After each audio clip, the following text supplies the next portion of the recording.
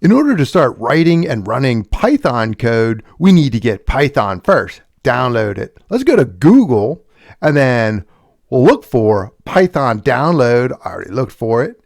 And then just click this top one right here, www.python.org, and then it gives you the download link. Sweet. And then we'll go to Python. We're going to click that.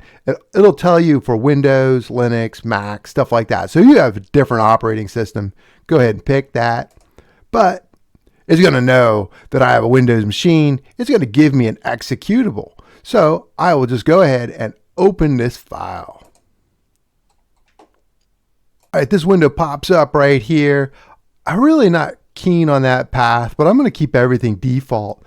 But I am going to check use admin privileges. So we're going to get a little pop-up window that you might not see on the video. Also add Python executable to your path. So check these two. Then we're going to hit install now.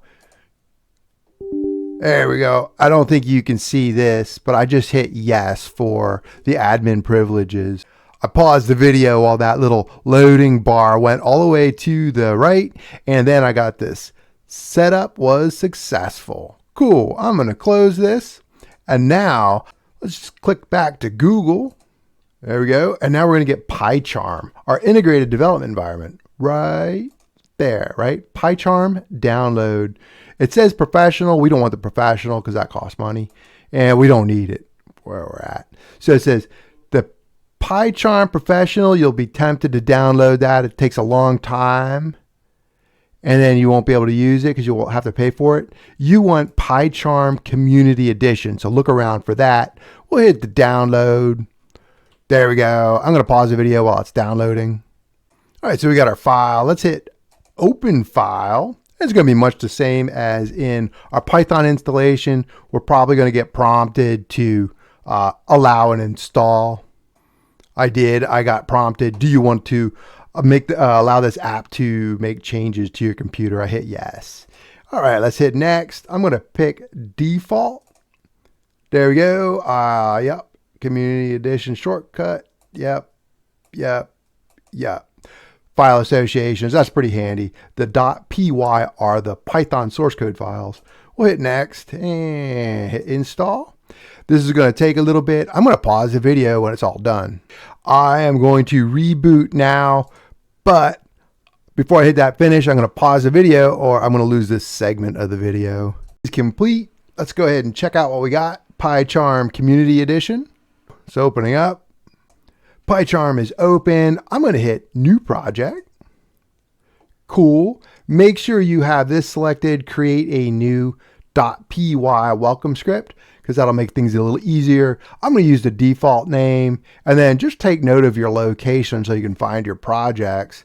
This is the version of Python we installed earlier in the video. It should be updated. Hopefully you don't have to look for it.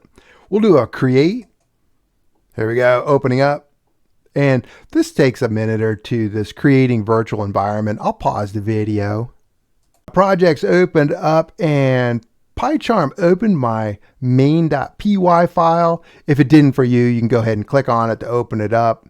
I have this breakpoint right here that we're not going to use right now. I might have done that accidentally off screen. I'm just going to click it, make it go away.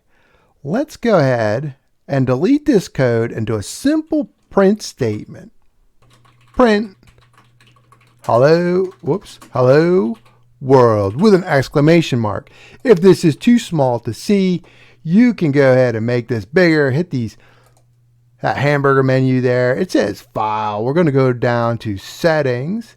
In the settings, we're going to look at the editor, open that up, look at font, and then let's make this something big like, I don't know, 20, because you need to see it on camera, right? So we'll hit OK.